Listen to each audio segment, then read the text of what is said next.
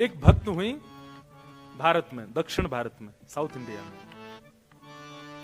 तो एक बार बहुत सारे संतों की टोली जा रही थी, हरि नाम संकीर्तन करते हुए जा रहे थे। तभी एक नगर पड़ा और उस नगर में उन्होंने सोचा कोई ऐसा स्थान मिले जहां रात में हम लोग रुक करके अपना भोजन पानी बना लें, अपने ठाकुर जी की सेवा कर लें। तभी उनको एक बहुत सुंदर घर दिखाई दिया और उस घर के बाहर बगीचे में बहुत सुंदर सुंदर पुष्प आदि सब लगे थे। तो प्राचीन भारत में अगर संत महात्मा ऐसे चलते फिरते गांव में कहीं रुक जाएं किसी के घर के बाहर, तो कोई रोकता नहीं था, बल्कि घर वाले सेवा और करते थे कि संत आए भैया। तो एक घर के बाहर सब संतों ने अपना धूना जमा लिया, वहीं बैठ करके टिक्कर बनाने लगे, अपने ठाकुर की सेवा करने लगे। तो घर जिसका था उस महिला ने ऊपर से झांक करके देखा,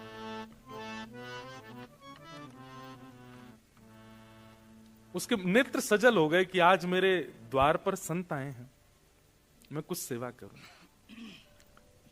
निकल करके बाहर आई, संतों को प्रणाम करने लगी। महाराज जी, आपको कोई जरूरत हो, कोई पात्र चाहिए हो, कुछ भी सामग्री मुझे आज्ञा करें।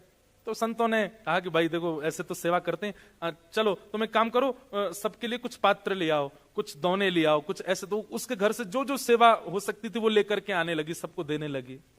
नमक कम पड़ गया तो नमक मंगा लिया। संत बना अपने आप ही रहे थे, बस वो सेवा कर रही थी। रात भर संतों का सत्संग चला, बैठ करके सुनती रही।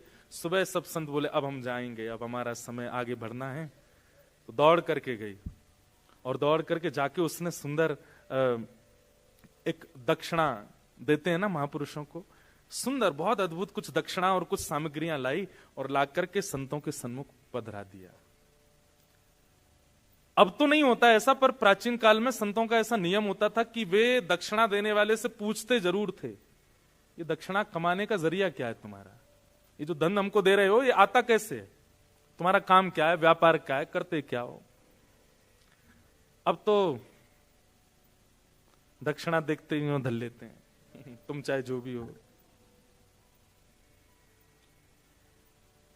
भारत में तो कई बड़े बड़े फ्रॉड लोग संत महापुरुषों को ऐसा बहुत सारा धन देकर के बिल्कुल अपना वो बना लेते हैं, जो अच्छा नहीं।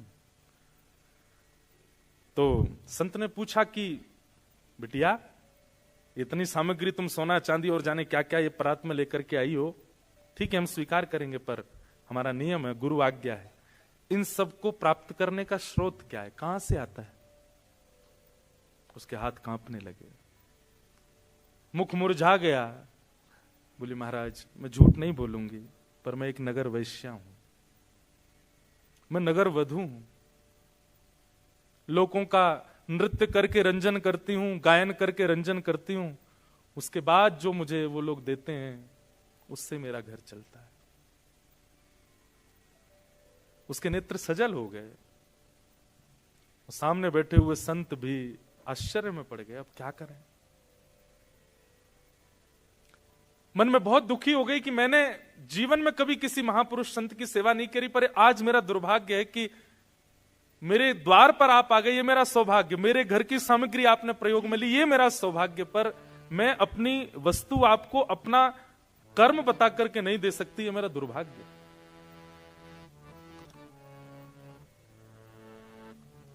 संतों ने मुंह फेर लिया, धीमे से सामग्री उठाने लगे, हाथ कांप रहे हैं, क्या करूं। आज पहली बार उसको ग्लानि हो रही है अपने ऊपर। लेकिन संत हृदय नवनीत समाना, संत का हृदय कैसा होता है, मक्खन के जैसा। जैसे मक्खन अगर गर्म चीज के पास भी रख दिया जाए पिघल जाएगा, ऐसे संत होते हैं, वो देख नहीं पाए उसके पीड़ा को। बोले इधर आओ, क्या बात है। बोले बस मैं नहीं दे सकती आपको, इसका बहुत ग्लानि है मुझे। संतों ने कहा हमने एक उपचार ढूंढा है, यदि तुम देना ही चाहती हो तो हमारी एक बात तुमको माननी पड़ेगी। क्या। वो तो बड़ी खुश हो गई, आंसू पोंछली बैठ के बोले आप जो कहेंगे मैं करूंगी, मुझे बताइए। बोले पहले रुपए से लेकर के अंतिम तक तुम्हारे पास जितनी संपत्ति है ये सब ठाकुर जी की सेवा में अर्पित कर दो, कुछ भी अपने पास मत रखो। ये तुम सामग्री लेकर के आई हो, दक्षिणा हमको दे रही हो, हम इसको तो स्वीकार नहीं करेंगे, पर यह भी अगर चाहती हो कि हम लोग स्वीकार करें तो श्री रंगनाथ भगवान का मंदिर है दक्षिण में, त्रिचिरापल्ली में, वहां रंगनाथ भगवान का अपनी संपूर्ण जीवन की कमाई से सुंदर स्वर्ण का मुकुट बना करके और ठाकुर जी को पहना दो, तो तुम्हारी ये संपत्ति स्वीकार। बोले आधी अधूरी नहीं, अब देने का मन ही हुआ है तुम्हारा और इतना भावुक हो ही रही हो, तुमको ग्लानि हो रही है ना अपने कर्म के ऊपर, अपने भाव के ऊपर, ठीक है हम आज्ञा करते हैं, इस ग्लानि का एक ही प्रायश्चित है, अपने जीवन की सारी संपत्ति ठाकुर जी के चरणों में अर्पित करके वैष्णव हो जाओ।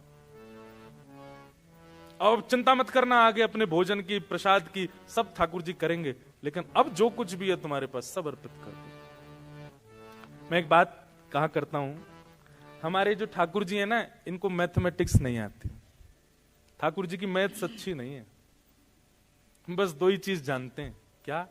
पूरा पूरा दो, पूरा पूरा लो। आप कहो ठाकुर जी ये मेरी कमाई है, इसमें से इतना बेटी का, इतना बेटा का, इतना पत्नी का, इतना मेरा, इतना परिवार का, और फिर जो बचा थोड़ा सा ये ठाकुर जी आपका। ठाकुर जी कहते हैं मेरी गणित बेकार है, मैं पूरो और पूरो यही आवे, बस ब्रजभाषा समझ रहे हैं ना, पूरो दे दे पूरो ले जा, और कछु ना आवे मुंह पे। तो संत ने वही बात कह दी, बोले कि अब तुम एक काम करो, अपने जीवन की पूरी जो तुम्हारी संपत्ति है उससे मुकुट बनवा करके ठाकुर जी को अर्पित कर दो। उसके मन में किंचित भी भाव नहीं आया कि ये मैं कैसे कर सकती हूं, उसको तो ये लगा कि मेरे द्वारा कोई सामग्री स्वीकार की जा रही है, ये मेरे लिए बहुत बड़ी सौभाग्य की बात है, और कुछ सामग्री नहीं पूरी सामग्री स्वीकार की जा रही है। तुरंत लग गई, बोले महाराज जी आप बताइए, जैसा आप बताएंगे वैसा मुकुट बनवाऊंगी। पूरा बनाया गया, ऐसी मणियां, ऐसे ये संपत्ति देखी गई, कितनी संपत्ति है, संपत्ति इतनी निकल करके आई महाराज उसकी। बोले इसका पूरा मुकुट बनवाओ ठाकुर जी का। अद्भुत मुकुट निर्माण हुआ, और जब तक मुकुट निर्माण का कार्य चला तब तक साधु महात्मा कहीं गए नहीं, उसी घर के बाहर जहां बैठे तो वहीं बैठ करके वो भजन संकीर्तन करते रहे। वो इतनी आनंद में कि मेरे संपूर्ण जीवन का जो भी कुछ था सब ले रहे हैं ठाकुर जी मुझसे, कुछ भी नहीं बचेगा अब मेरे पास। 50 दिन के बाद मुकुट तैयार हुआ, और उसने पूरी संपत्ति, अपना घर भी बेच दिया, जमीन भी बेच दी, जो भी कुछ था कुछ नहीं बचा, शून्य है, एक परात है बस, उसमें मुकुट रखा है। और संत बोले अब इसको लेके चलो। नाचते गाते हुए एक नगर वैश्या, नगर वधू को बीच में लिए, चारों तरफ संत नाचते गाते हुए उसको लेकर के जा रहे हैं रंगनाथ मंदिर ठाकुर जी को अर्पित कराने के लिए। उस वैश्या के समर्पण को देख करके संत ने एक घोषणा और कर दी, क्या? बोले ये मुकुट कोई पुजारी नहीं पहनाएगा, कोई संत नहीं, तुम खुद पहनाओगी ठाकुर जी को गर्भगृह में प्रवेश करके। अब सोचिए आप, कई बार बंधुओं तन का शुद्ध होना बहुत आवश्यक नहीं होता है, पर विचारों में अगर आपकी शुद्धता है ना तो ठाकुर जी आपसे बहुत प्रसन्न है। कई लोग हैं, वो लोग दिखते बहुत साफ सुथरे हैं, वो लोग दिखते बहुत बिल्कुल क्या बोलते हैं उसको, हाइजेनिक दिखेंगे बिल्कुल महाराज, एक बाल भी इधर उधर नहीं होता उनका, ऐसे बाल काटते हैं, शर्ट वर्ट ऐसे पहनते हैं, बिल्कुल एक चीज भी ऐसी वैसी नहीं हो जाए, बहुत व्यवस्थित रहेंगे। अगर वैष्णव भी हैं तुलसी पहनेंगे, तिलक भी बिल्कुल स्ट्रेट, किसी भी रूप में वो नहीं दिखे, पर कहीं ना कहीं मन दूषित होता है। आज वो वैश्या भले ही है, शरीर उसका अपवित्र है, पर उसका हृदय इतना पवित्र था, साधु ने कह दिया तुम ही मुकुट पहनाओगी ठाकुर जी को जाके। मंदिर के सब पुजारियों में बातें बनने लगी, बोले महात्मा का बुद्धि खराब हो गई है, बताओ एक नगर वैश्या को लेकर के आ रहे हैं, और चलो ठीक है उसकी संपत्ति से तुमने मुकुट बनवाया, ठाकुर जी को दे रहे हो, लेकिन तुम इतना तो नहीं कहना चाहिए था कि वो जाकर के ठाकुर जी को पहना दे। और वो महात्मा इतने पहुंचे थे कि उनको कोई मना नहीं कर पा रहा था। लेकिन मैंने एक बात कही ना, ठाकुर जी परीक्षा बहुत लेते हैं। देता है कन्हाई जिसे प्रेम की दशा, देता है कन्हाई जिसे प्रेम की गा सकते हैं आप। हो सब विधि उसकी लेता है परीक्षा, हो सब विधि उसकी लेता है परीक्षा। कभी निकट बुलाए, कभी निकट बुलाए, कभी दूरियां बढ़ाए, कभी दूरियां बढ़ाए, छलिया हाथ नहीं आए, छलिया हाथ नहीं आए, हमें श्याम ना मिला, हमें श्याम ना मिला, हमें श्याम ना मिला, हमें श्याम ना मिला। ठाकुर जी बहुत परीक्षा लेते, इसलिए एक बात याद रखना, ये 3 दिन के सत्र के बाद यदि प्रेम चित्त में प्रकट हो जाए तो एक चीज के लिए तैयार रहना, परीक्षाएं बहुत होंगी। अपनी संपूर्ण जीवन की कमाई लगा करके, मुकुट बनवा करके, अपना पूरा सर्वस्व ठाकुर जी को देने के लिए आज आ गई वो वैश्या। लेकिन मंदिर के लोग भी उससे बिल्कुल अप्रसन्न थे, सब कुछ उसके बिल्कुल विपरीत था, लेकिन फिर भी उसको मन में लग रहा था ठाकुर जी बुला रहे हैं मुझको। लेकिन जैसे ही वो द्वार पर पहुंची और भीतर प्रवेश करने लगी, उसी समय रजस्वला हो गई, मासिक धर्म हो गया, और उसी समय वो घबरा गई, तुरंत थाल नीचे रख दिया मुकुट का, पीछे खड़ी हो गई। महात्मा बोले क्या हुआ? अब बस रो रही है, कुछ कह नहीं पा रही। महात्मा बोले हुआ क्या, तुम पीछे क्यों हट गई हो? अब मैं अपवित्र स्थिति में हूं, मैं नहीं जा सकती भीतर।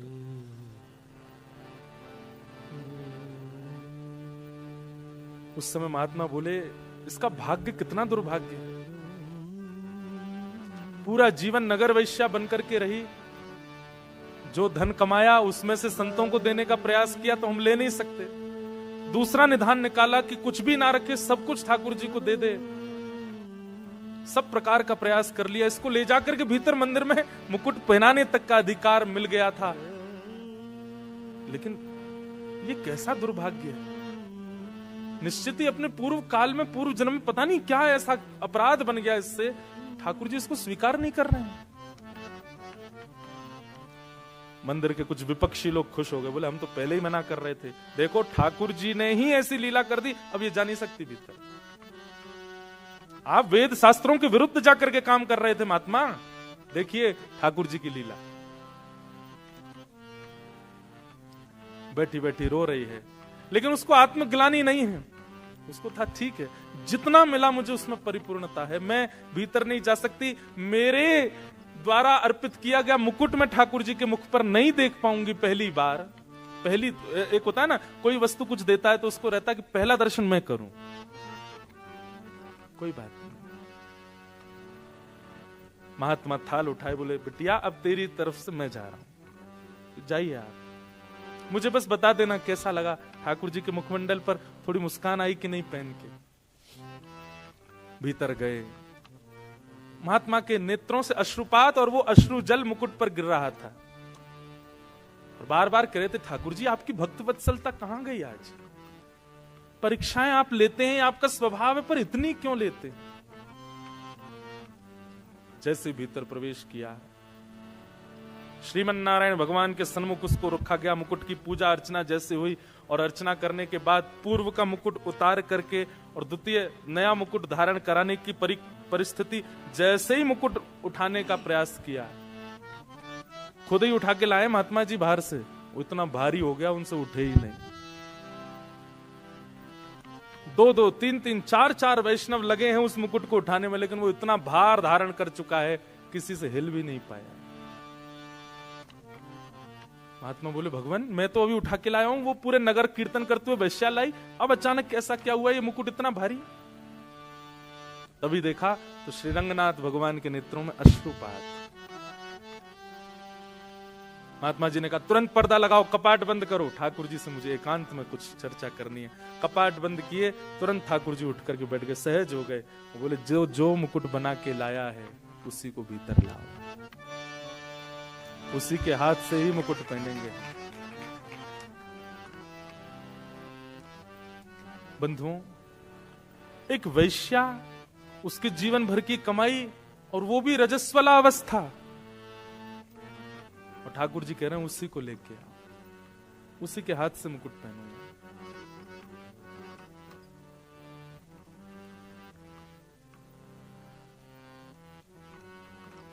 ठाकुर जी बहुत प्रेम करते हैं, बस कोई देने वाला हो वो प्रेम। महात्मा दौड़े दौड़े बाहर गए और बाहर जाकर के देखा तो एक खंबे से सिर लगाए बैठी है, बस रो रही थी। महात्मा जाके बोले जल्दी उठ, बोले आप दूर रहिएगा, मेरी छाया भी ना पड़े आप पर। प्राचीन भारत में तो बहुत नियम होते थे। महात्मा बोले मैं छाया से बचूं और जगत नियंता जगदाधार साक्षात तेरी प्रतीक्षा कर रहे हैं भीतर। हाथ पकड़ लिया उसका, वो रोने लगी, महाराज मुझे स्पर्श मत कीजिए। लेकर के भीतर गए और जाकर के कहा मुकुट पहनाओ ठाकुर जी को। जो मुकुट कितनों से नहीं उठा, लोग बाग वहां चिल्लाने लगे, कई लोग गालियां दे रहे थे, कई लोग उल्टा सीधा बोल रहे थे, आज अनर्थ हो रहा है, आज पृथ्वी फट जाएगी, आज बहुत बुरा हो रहा है, ये गलत है। लेकिन जिस मुकुट को कोई नहीं उठा पाया, जैसे ही उसने उठाया उठ गया। और ठाकुर जी ने अपने आप ही, ठाकुर जी की जो प्रतिमा थी उसका मुख नीचे हो गया और मुकुट ठाकुर जी ने धारण किया। और वो वैश्या, उसकी स्थिति तो कितने दिन के लिए मूर्छा में चली गई, वो मूर्छित हो गई। और जब उसकी मूर्छा टूटी, परम वैष्णव, और कुछ दिन भगवत स्मरण करने के बाद कहां भगवत धाम प्राप्ति हो गई। क्या उसका था? यह है ठाकुर जी का प्रेम, प्रेम लक्षणा भक्ति।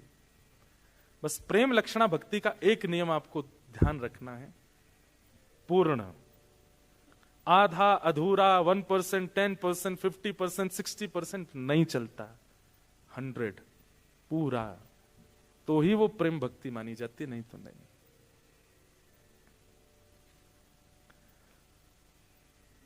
तो प्रथम भक्ति का नाम क्या है? श्रवणम।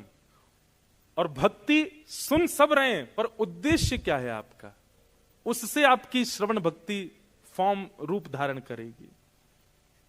उद्देश्य पहले क्लियर कीजिए, क्यों सुन रहे हैं आप कथा, उसके पीछे कारण क्या है। और कारण से जो पथ आप चल रहे हैं, जिस साधना को आप कर रहे हैं, वो सिद्ध होगा। दूसरी भक्ति का नाम है, 8 तो बज गए हैं, नहीं भक्ति का नाम नहीं है, 8 बज गए हैं। मुझे कोई बोला महाराज जी आज वीकेंड है और आप थोड़ा समय देख लीजिएगा, लोगों को जाना होता है, कोई दिक्कत नहीं हो तो हम 10-15 मिनट और कर लें। हाँ कर सकते हैं ना, एक साथ सब बोल दो। लोग कई तो कह रहे 1 घंटा करो। थोड़ा सा बस हम 3 भक्ति के फॉर्म पूरे कर दें, क्योंकि 3 का रोज टारगेट है। तो प्रथम भक्ति श्रवणम। श्रवण भक्ति का पहला रूल क्या है? आपका उद्देश्य क्लियर होना चाहिए। आप किसी का भी प्रवचन सुन रहे हो, किसी की भी कथा सुन रहे हो, किसी के भी सत्संग में जा रहे हो, किस उद्देश्य से जा रहे हो? क्या पाने आए हो? ज्ञान पाने आए हो, वैराग्य पाने आए हो, कि भक्ति पाने आए हो, कि प्रेम पाने आए हो? ये पहले क्लियर कर लीजिए। दूसरी बात, श्रवण का मतलब केवल सुनना नहीं होता और सुनकर के भूल जाना नहीं होता, इंप्लीमेंट जरूर करना है। आप यहां से सुनकर के गए, वो आपकी क्रिया में यहां से इस हॉल से निकलते ही वो लागू हो जानी चाहिए बातें जो जो यहां कही गई। अगर आप इंप्लीमेंट नहीं करते तो आपका श्रवण भक्ति व्यर्थ हो जाएगी। किसी महापुरुष ने आज्ञा की कि अभी इसी वक्त जोहान्सबर्ग जाओ, तो आपके पास में ये ऑप्शन नहीं है कि आप उनसे जाके पूछो क्यों जाएं, जोहान्सबर्ग में क्या करें, चले जाओ। इतना विश्वास होना चाहिए प्रवचन के ऊपर। जो बात कह दी गई है, हमारे श्रीमद वल्लभाचार्य जी के शिष्य हुए श्री सूरदास जी महाराज। कौन? सूरदास। हरि दर्शन की प्यासी अखियां, हरि दर्शन की प्यासी। जिन लोगों को 2-2 आंखों से ठाकुर जी नहीं दिखते थे, सूरदास जी को बिना नेत्रों के ठाकुर जी दिख जाते थे। एक दिन सूरदास जी ठाकुर जी, आज तो ठाकुर जी ने पीली पोशाक पहनी है, आज तो ठाकुर जी ने नीली पोशाक पहनी है। और दर्शन करने वाले बोले इसको कैसे पता चल जाती है, आंखें तो है नहीं। एक दिन सबने पुजारी जी से कहा, बोले ये ना रोज सोच के आता है, हरा नीला गुलाबी, और संभवतः ठाकुर जी वैसे ही होते हैं। आज एक काम करो, वस्त्र ही मत पहनाओ ठाकुर जी को, आज देखें क्या बोलेंगे। सूरदास जी गए, कपाट खुले, और जैसे ही कपाट खुले सब लोग, कोई दर्शन नहीं करा, सब सूरदास जी को। हाँ सूरदास जी, आज कौन सी पोशाक है? आज हरि देखे नंगम नंगा, आज हरि देखे नंगम नंगा, मोतन माल गले उर्साजे छवि के उठत तरंगा। महाराज जितने दर्शनार्थी सब नतमस्तक हो गए सूरदास जी के। नेत्रों की आवश्यकता नहीं। सूरदास जी बोले ये कैसे संभव हुआ, बिना नेत्रों के कैसे दिखते हैं? बोले क्योंकि मैं रोज अपने गुरुदेव के द्वारा दिए गए प्रवचनों को पालन करता हूं। गुरु के वचन अटल कर मानो, मैं उस पर संशय नहीं करता हूं। उन्होंने जो कह दिया उसको मैं तुरंत। एक बात याद रखिएगा, गुरु आज्ञा नहीं करते, गुरु आदेश नहीं देते, गुरु सामर्थ्य देते हैं। क्या देते हैं? सामर्थ्य। सामर्थ्य जानते हैं? जैसे मैंने आपको बोल दिया कॉफी नहीं पीनी, ठीक है, ये आज्ञा नहीं है, ये आज्ञा नहीं है, ये सामर्थ्य है। अब जब भी कॉफी आएगी, अगर आपका गुरु के प्रति पूर्ण विश्वास होगा, कॉफी देखते जो आपको बहुत प्रिय थी, मैं एक कॉफी का नाम ले रहा हूं, चाय का नहीं लिया क्योंकि मैं भी पीता हूं, इसलिए एक वस्तु का नाम लिया। अब जब जब कॉफी आपके सामने आएगी ना, जिसको आप कभी नहीं छोड़ पाए थे उसके प्रति आपको घृणा हो जाएगी, मन ही नहीं होगा उसको ले जाओ भाई, नहीं पी सकता। ये करना नहीं है आपको, अपने आप हो जाएगा। बस आपको वचनों के प्रति, शब्द के प्रति, श्रवण भक्ति के प्रति इंप्लीमेंट की भावना रखनी है कि जो मैंने सुना वो धारण होना चाहिए। पहली बात उद्देश्य क्लियर, दूसरी बात इंप्लीमेंट करना प्रवचन को, और तीसरी बात बहुत विशेष, जो अधिकारी नहीं सुन पाए हैं इस ज्ञान को, उनके सन्मुख जाके उसको बोल देना, बता देना। ये श्रवण, कई लोग होता है कथा सुनने के बाद भूल जाते हैं हम क्या सुन के आए। भूलना नहीं है, याद रखना। तो प्रथम भक्ति श्रवण, श्रवण से ही चित्त में ठाकुर जी आएंगे। दूसरी भक्ति का नाम क्या है? श्रवणम कीर्तनम विष्णु। दूसरी भक्ति का नाम कीर्तन। कई बार ऐसा होता है कि कीर्तन में ही आपको आनंद आता है, लेकिन प्रवचन शुरू होते ही आप लोगों को उबासी आने लग गई, झोंके आने लग गए, नींद आने लग गई, टाइम देखने लग गए। नहीं, पहले श्रवण कीजिए प्रवचन, उसके बाद कीर्तन की ओर जाइए। कीर्तन का मतलब क्या होता है? कीर्तन का मतलब हरि बोल बोलना, श्री राधे बोलना, आदि आदि ये सब कीर्तन करना। इसको कीर्तन नहीं कहते। कीर्तन का मतलब क्या होता है? जहां तन अपनी स्थिति भूल जाए। अभी 2 घंटे हो चुके हैं, हम लोग आपस में बैठे हैं, कई लोगों ने हो सकता है फोन भी नहीं देखा 2 घंटे में। पिछले 1 महीने का आप पूरा टाइम देखेंगे तो एक भी दिन ऐसा नहीं निकला होगा जहां हर 1 घंटे में आपने फोन ना देखा हो। पिछले 2 घंटे में आपने फोन भी नहीं देखा अपना। इसका मतलब क्या है? आपका तन अपनी कीर्ति भूल चुका है। कीर्ति से तन ऊपर की ओर उठ जाए और आनंद में भर करके सत्संग श्रवण करने लग जाए। उसको ठाकुर जी अकेले आएंगे तो स्विच ऑफ करेंगे। मधुमंगल श्रीधामा ये बड़े उद्यमी है, ये तो पूरा कट ऑफ ही कर देते। तो पहली बार हमारा अफ्रीका आना हुआ, और ये भी लाल जी की कृपा से ही आना हुआ। हम निवेदन कर रहे थे कि आप लोगों के लिए सबसे बड़ा पुण्य क्या है? अपनी संस्कृतियों को याद रखना, अपनी धरोहरों को भूलना ना। वो आपके लिए सबसे बड़ा पुण्य है, यदि आप उसका पालन करते हैं। हमारी आवाज सबको आ रही है ना? 3 दिन का ये सत्र है। ऐसा हमसे पहले के वक्ता बोल रहे थे कि हम 2 साल के लिए खाली नहीं हैं। सब बेस्ड होता है प्रायोरिटीज पर। दुनिया में इतना बिजी कोई नहीं होता, इतना व्यस्त कोई नहीं होता, पर आप प्रायोरिटी किसको देते हो? और हमने दी है अफ्रीका वालों को इस बार। ये क्योंकि जब उनका, हमारे शाह फैमिली, जानी फैमिली, इन लोगों का बहुत भाव था, महाराज जी आप आइए एक बार नायरोबी। मैंने कहा वहां सुनेगा कौन हमको, वहां कोई जानता भी नहीं होगा। बोले नहीं आप कोई बात नहीं, आ जाइए, ठाकुर जी को तो सब जानते हैं। मैंने ठीक है। तो बहुत मुश्किल से मैंने कहा कैसे समय दें, कैसे समय दें, पर हमारी जो शाह फैमिली की जो माता जी हैं, इन्होंने इतने फोन किए, इतने फोन किए। एक बार तो मैं सोचा, मैंने कहा भाई कैसे करें? अब उनका करुण भाव भी मुझे लगता था कि मैं व्यस्त हूं, पर कैसे जाऊं?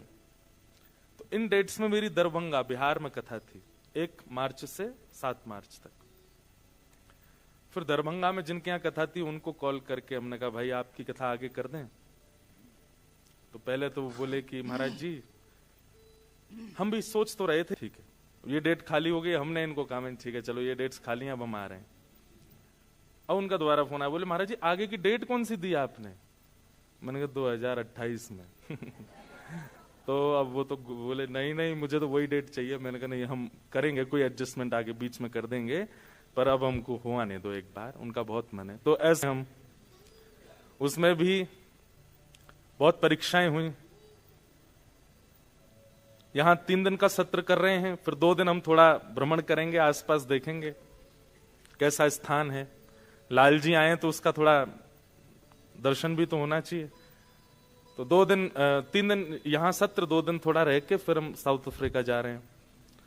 तो साउथ अफ्रीका की वीजा के लिए हमारा पासपोर्ट गया हुआ था एम्बेसी, जो कि फरवरी 1st वीक में ही चला गया था, और ये था कि मिड तक आ जाएगा। कहीं से पता चला कि वो 27 फरवरी को मेरे हाथ में आएगा। मैंने कहा ठीक है कोई नहीं, हमको 1 को निकलना है रात को। लेकिन पासपोर्ट नहीं आया हमारा, मतलब कल रात को। लेकिन हमारी कथा जो करा रहे थे वो सुप्रीम कोर्ट इंडिया के चीफ जस्टिस वही कथा करा रहे थे। उनसे प्रार्थना की कि आप कुछ योजना बनाइए। उन्होंने भी पूरी योजना बनाई, पर सब लोग बोले कि कभी भी पासपोर्ट रिलीज हो सकता था, पर वीकेंड्स पर हम फॉरेनर एम्बेसीज को फोर्स नहीं कर सकते। उन लोगों के लिए वीकेंड मतलब सब कुछ होता है,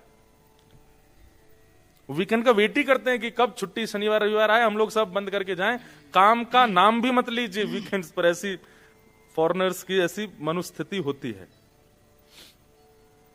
सब लोग मना कर रहे थे। हमारी सारी टीम 7 बजे सब लोग पैकिंग कर रहे थे, 10 बजे की फ्लाइट है। मैं सबसे बोला, मैंने कहा जाओ आप लोग, बारात तैयार है, दूल्हा का आता पता नहीं है मैंने कहा बारात तैयार है, वहां मंडप तैयार है, ढोल नगाड़े तैयार हैं, घोड़ी तैयार है, फ्लाइट लेकिन दुल्हा नहीं है। लेकिन अभी तो हम बहुत हंस रहे हैं, लेकिन वो बहुत टेंस वाला वो था। अब मैं अपनी ही कथा सुन रहा हूं अंदर ही अंदर। मैं सोच रहा हूं कि मैं कथा में क्या कहता हूं, कैसी भी परिस्थिति आ जाए विचलित मत हो। अब मैं सोच रहा हूं कि विचलित मुझे होना नहीं है, और तभी मैं देखता हूं कि नायरोबी से कॉल आ रहा है, तो मैं विचलित हो जाता हूं कि मैं क्या करूं, यहां इतना सब अरेंजमेंट हो गया। फिर भी मैं बहुत अपने मन को समझा रहा था, विचलित नहीं होना है, बिल्कुल परेशान नहीं होना। ठाकुर जी ने कुछ अच्छा सोच के रखा होगा। हो सकता है कि मैं अभी पहुंचूं और वहां शायद कुछ घटना हो जाए, इसलिए ठाकुर जी रोक रहे होंगे कि भाई अभी मत जाओ। ऐसा ऐसा मन में विचार करने लगा। ठाकुर जी सब भला ही सोचते हैं, लेकिन अंत में बस केवल हृदय से एक भाव हमारे ठाकुर जी के प्रति। यहां देखो श्रीनाथ जी और वल्लभाचार्य जी का बहुत सुंदर मिलन चित्र है। ये हमारे ठाकुर जी श्रीनाथ जी हैं छोटे से। हमने उनसे प्रार्थना की, मैंने कहा ठाकुर जी हम जहां भी जाते हैं आपकी इच्छा से जाते हैं। आपने इच्छा प्रकट की थी कि आपको जाना है नायरोबी, तो फिर पहले ही कुछ योजना ऐसी बनाते कि इतनी व्यवस्था वहां ना हो पाती और कैंसिल हो जाता। अब एंड मूवमेंट पर ये क्या चल रहा है माहौल, आप लोग विश्वास नहीं करेंगे। फॉरेन मिनिस्टर तक से हमने बात कर ली और पासपोर्ट रिलीज होने का कोई चांस नहीं। उन्होंने भी ये कहा कि 12 बजे से पहले हमको पता होता तो भी हम कुछ करते। अब तो शाम हो गई है, 7 बजे मैं बात कर रहा हूं। बोले अब कुछ नहीं हो सकता। हमने फोन्स तो बहुत सारी जगह कर दिए थे कि कोई करवा दे। ये सब लोग अपना सामान रख चुके थे गाड़ी में, मैं बस बैठा था, अब देखें कोई बात नहीं जो होगा। And suddenly south African embassy के, अब या तो वो एम्बेसडर थे या कौन थे मुझे पता ही नहीं है, उनका कॉल आया था। And he was speaking, am I talking to Indresh Sharma? I said yes. Within 25 minutes, please come to South African Embassy and take your passport. और ये 7 बजे की बात है, 10 बजे की हमारी फ्लाइट है। इम्पॉसिबल, हो ही नहीं सकता। कभी शनिवार के दिन, वो भी 5 बजे, तो नॉर्मल टाइम होता है कि सब लोग अपने ऑफिस से चले जाते हैं घरों को।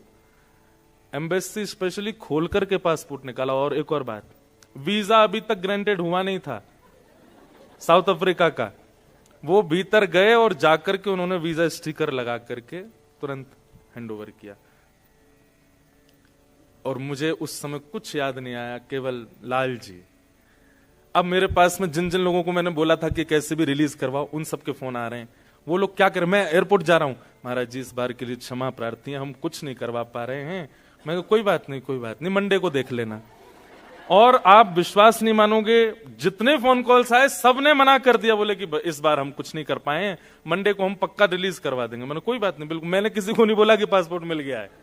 और मैं आज तक यही सोच रहा हूं कि ये मिला कैसे, ये हुआ कैसे। अब वो एम्बेसडर को या जो भी, उसको हमने फोन करके पूछना भी नहीं चाहा कि किसने तुमको बोला, क्यों वो विश्वास मैं चाहता हूं कि मेरे मन में रहे कि नहीं, लाल जी नहीं करवाया, ये हमारे लाल जी की कृपा है। तो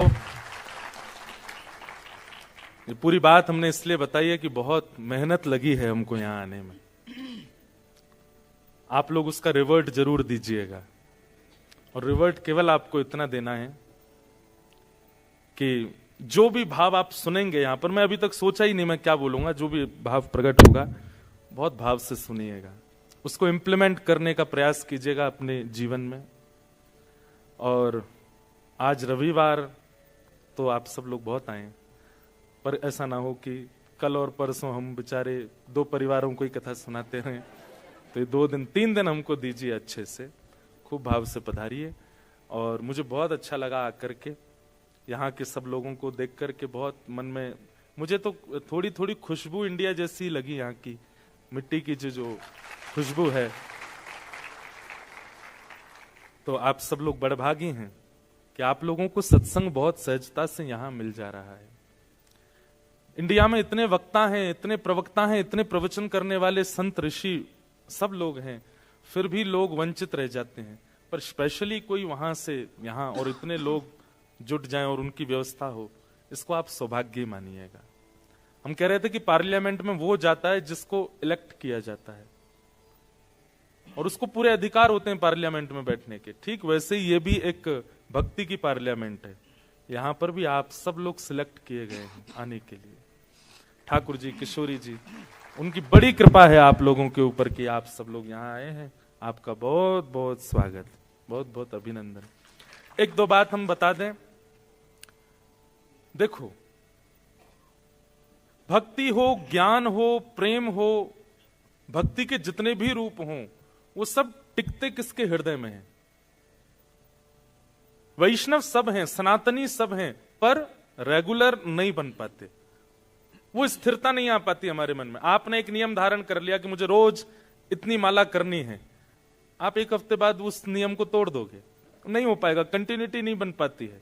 वो स्थिरता क्यों नहीं आ पाती है? क्योंकि हमारे चित्त में एक पात्र नहीं है, वो उस पात्र का नाम है जिज्ञासा। इसलिए इस कथा में एक बात का ध्यान रखिएगा कि आप जिज्ञासा जरूर कीजिएगा मन में। अगर कोई प्रश्न आए आपके मन में कि मुझे इसका उत्तर जानना है, तो आप हमको लिख करके यहां दीजिएगा। बट मेरे यहां बैठने से पहले, उससे पहले ही आप यहां पर अपना प्रश्न दे दीजिए। और प्रश्न लेकिन कैसे होने चाहिए, इसका बहुत ध्यान रखिएगा। आपको भी कुछ अच्छा मिले, बताने वाले को भी कुछ अच्छा मिले, और जितने लोग सुन रहे हैं इनको भी कुछ मिले। उस प्रश्न में कुछ आपका निजी स्वार्थ ना छुपा हो। मेरे परसेंटेज अच्छे कैसे आएंगे, या मेरा जॉब अच्छा कैसे होगा, मेरी कमाई ज्यादा कैसे होगी, मेरा घर परिवार कैसे ठीक होगा, मेरा मन शांत कैसे होगा, आदि आदि, ये सब नहीं। वो प्रश्न कुछ ऐसा होना चाहिए जिससे कुछ पा करके जाए यहाँ के लोग। तो ऐसी जिज्ञासा जरूर कीजिएगा। हमने मन में विचार किया था कि हम नवदा भक्ति, भक्ति के 9 स्वरूप हैं, नवदा भक्ति के ऊपर 3 दिन चर्चा करेंगे। अभी अभी मन में भाव आया, और 3 भक्ति रोज, एक भक्ति मतलब 3 भक्ति आज, 3 कल और 3 परसों नवदा भक्ति हो जाएगी। अब बाकी तो समय बताएगा कितनी निकल पाती हैं हृदय से। एक बात ध्यान रखिएगा, थोड़ा ऊपर कर लीजिए बस। भक्ति सबकी नहीं होती।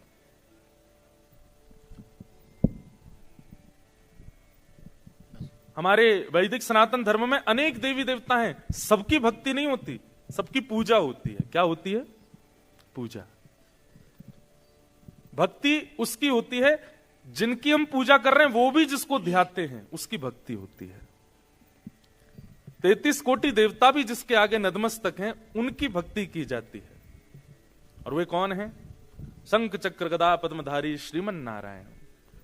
वही श्रीमन नारायण राम रूप धारण करके आते हैं, वही श्रीमन नारायण कृष्ण रूप धारण करके आते हैं। भगवान के 2 प्रकार के अवतार होते हैं, एक होता अंशावतार और एक होता पूर्णावतार। अंशावतार का मतलब होता है कि भगवान का एक अंश आया और लीला करके वापस ठाकुर जी में विलीन हो गया। लेकिन पूर्णावतार मतलब भगवान ने अंश नहीं भेजा, स्वयं आए हैं और स्वयं लीला करके गए। तो श्री कृष्ण कौन है? अंशावतार नहीं है, पूर्णावतार। वही शंख चक्र गदा पद्मधारी साक्षात नारायण भगवान 2 भुजा धारण कर लेते हैं, अपनी प्रभुता को गौड़ कर लेते हैं, अपने हृदय के स्वभाव को प्रदान कर लेते हैं और ब्रजमंडल में नंद नंदन बन करके आ जाते हैं। भक्ति उनकी होती है। श्री कृष्ण की पूजा नहीं होती, हमारी किशोरी जी की पूजा नहीं होती, हमारे वृंदावन चंद की पूजा नहीं होती, भक्ति होती है। और भक्ति और पूजा में अंतर क्या है? पूजा एक स्वार्थ से की जाती है, आपकी कोई कामना है, आप कुछ चाहते हो इसलिए आप उनको भज रहे हो। महाशिवरात्रि निकल करके गई, आपने दूध का अभिषेक किया महादेव का, पर उसके पीछे कोई निष्काम भाव नहीं था, कामना थी। हे महादेव, आप अपनी कृपा, मुझ पर कृपा बनाए रखना, यह भी एक सूक्ष्म कामना है। हनुमान जन्मोत्सव के दिन आप लोग गए, जाकर के चोला चढ़ाया हनुमान जी पर, वह भी एक कामना से किया गया है। नवरात्रि के दिन 9 दिन तक व्रत किया गया, यह भी एक कामना से करता है। कोई व्यक्ति निष्काम भाव से नहीं करता, उसकी कोई कामना नहीं, बस कर रहा है। कामना से की गई जो आराधना, उसको हम पूजा कहते हैं। और जहां कोई कामना नहीं है, कोई कामना नहीं है, दूर दूर तक कोई कामना नहीं है, आप मुझ पर कृपा करो ऐसी कामना भी नहीं है, उसको कहते हैं भक्ति। दैट डिवाइन लव, प्रेम, भक्ति। तो हम लोग यहां पर नौ भक्ति के बारे में सुनेंगे, पूजा नहीं। पूजा तो ये होती है कि सुबह उठ गए, ठाकुर जी को सामने अगरबत्ती घुमाई, दिया बत्ती कर दी, चना चनोरी किसमिस रख दी सामने, ठाकुर जी पूरे दिन इसी से काम चलाओ। रात में आए, दोबारा दिया बत्ती करके किवाड़ बंद करके सो गए, बस दैट्स इट। भक्ति में तो जैसे कोई अपनत्व के साथ सेवा होती है, अपनत्व की सेवा होती है, अपने की चिंता होती है, वो भक्ति का स्वरूप होता है। वहां चिंता भी होती है, वहां प्रेम भी होता है, वहां गुस्सा भी होता है, वहां लड़ाई भी होती है। कल हमारे एक पंडित जी, जब हम वीजा का, वो पासपोर्ट का नहीं मिल रहा था, तो मुझे किसी ने बताया, बोले आप तो ऊपर बैठे थे, वो हमारे ठाकुर जी से लड़ रहे थे, लाल जी से लड़ रहे थे। बोले कि आप ऐसा क्यों करते हो, इतनी व्यवस्थाएं करवाने के बाद में, और वो पासपोर्ट नहीं दिलवा रहे हो, और देखियो अब तुम्हें बताएंगे हम, जाओगे कहां ब्रजवासी तो बच के रहोगे तो हमारे पास ही। वो ऐसे कह रहे थे, रुक जाओ, रात में भोजन नहीं कराएंगे तुमको आज। आप पूजा वाले स्थान पर क्रोध नहीं कर सकते, आपको पाप लग जाएगा। लेकिन भक्ति में आप क्रोध कर सकते हो, दिखावे का नहीं, वो अंतरंग भाव से होता। अगर कोई आ गया तो आप तुरंत नॉर्मल हो जाओगे, जैसे कुछ चला, एकांत में आप लड़ रहे हो उनसे। और मैं कथा में एक बात कहता हूं कि जहां प्रेम का बहुत इन्वेस्टमेंट किया जाता है ना, वहां आप क्रोध की लागत लगा सकते हो। पर जहां प्रेम दिया ही नहीं है, वहां अगर क्रोध किया गया तो हाथ पांव तोड़ दिए जाएंगे आपके।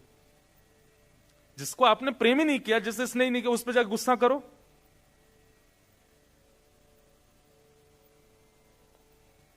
पुलिस में आपकी कंप्लेन कर देगा। लेकिन जिससे आपका बहुत प्रेम है, उसको आप डांट सकते हो, उससे आप गुस्सा हो सकते हो, उससे आप नाराज हो सकते हो।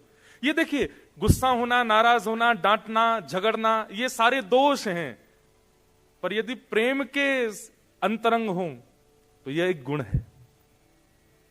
जहां प्रेम में झगड़ा ना हुआ हो, जहां प्रेम में लड़ाई ना हुई हो, जहां प्रेम में थोड़ी भी ठाकुर जी के प्रत्यक्ष दर्शन की स्थिति। तो नवदा भक्ति में पहली भक्ति का नाम है श्रवणम। सुनना। अब श्रवण की परिभाषा क्या है? केवल सुनना यदि भक्ति है तो यहां पे सब लोग बैठ के सुन रहे हैं, पर सबको भगवत प्राप्ति नहीं होगी। बुरा नहीं मानिएगा, 1000 लोग बैठे हैं, पर 1000 में से गिने चुने 10 लोग ही ऐसे निकलेंगे 3 दिन में जिनको भगवत अनुभव होगा। क्योंकि श्रवण सब कर रहे हैं, पर श्रवण किस उद्देश्य से कर रहे हैं उससे वो काम सफल होता है। बहुत ध्यान से बात सुनिएगा। आप क्रिया कर रहे हो, वो क्रिया तो सब कर रहे हैं, पर क्रिया के पीछे उद्देश्य क्या है वो ज्यादा विशेष होता है। उद्देश्य क्या है, कारण क्या है? मुझे धनवान बनना है तो इसके पीछे उद्देश्य क्या है? पड़ोसी को दिखाना है, बहुत बड़ी बड़ी गाड़ियों में डोलता है, इसको बना के दिखाना है मुझे कि मैं देख, मुझे भी देख। उसका उद्देश्य क्या है? दिखाना। मुझे धनवान बनना है, क्यों? मेरे फोरफादर्स ने कभी धन नहीं देखा, मुझे करके दिखाना है, याद रखें कि हाँ मैंने कुछ किया। उद्देश्य। एक कह रहा है मुझे धनवान बनना है, क्यों? ताकि मैं असहायों की सहायता कर सकूं, ताकि मैं कोई बेसहारा हो उसका ध्यान रख सकूं, जो वैष्णव हैं, जो भक्त हैं, जो भगवत भजन में लीन रहते हैं, गृह त्याग करके जो संत महापुरुष हैं उनकी सेवा कर सकूं, इसलिए धनवान बनना है। एक मेरे संपर्क में एक बालक है, वो डॉक्टर ही इसीलिए बन रहा है ताकि वो ब्रज में क्लिनिक खोल करके उसका, वो बोला महाराज जी एक काम करूंगा। मैंने क्या? मैं आधार कार्ड चेक किया करूंगा, अगर वो ब्रजवासी है तो उससे 10% फीस लिया करूंगा बस, और अगर ब्रजवासी नहीं तो पूरी 100%। बोले ब्रजवासी की सेवा कर सकूं इसलिए डॉक्टर बनना। मैंने कहा ये भी बालक, मैंने उसको बोला, मैंने कहा ये भी करियो जब तक तेरी जरूरतें पूरी ना हो, जिस दिन जरूरत पूरी हो जाए ब्रजवासी का फ्री कर दियो। ये मधुमंगल है, श्रीदामा है, तन सुखा है, मन सुखा है, सुबल है, ये ठाकुर जी के सखा है, यही भाव मान करके सेवा करना। तो उसका उद्देश्य कितना शुद्ध है। डॉक्टर बनने के पीछे क्या है? मुझे ब्रज में क्लिनिक खोलना, वो इसी उद्देश्य। वो कहता महाराज जी मैं नाम जप नहीं कर पाऊंगा, क्षमा करना, मैं सेवा नहीं कर पाऊंगा। मैंने कहा, बोले मैं अपनी परसेंटेज को ही नाम जप मानूंगा। जैसे लोग कहते हैं 100 राउंड्स, तो 100 आउट ऑफ जितने आएंगे मान लूंगा इतने राउंड्स हो गए मेरे। मैंने कहा भैया तेरी भक्ति सच में ये प्रबल भक्ति है। उद्देश्य से आपकी क्रिया शुद्ध होती है। आपका उद्देश्य क्या है, क्यों करना चाह रहे हो, किस कारण से कर रहे हो, वो कारण विशेष होता है। तो श्रवण तो सब कर रहे हैं, पर कारण क्या? यहां बैठे लोगों का कारण क्या है?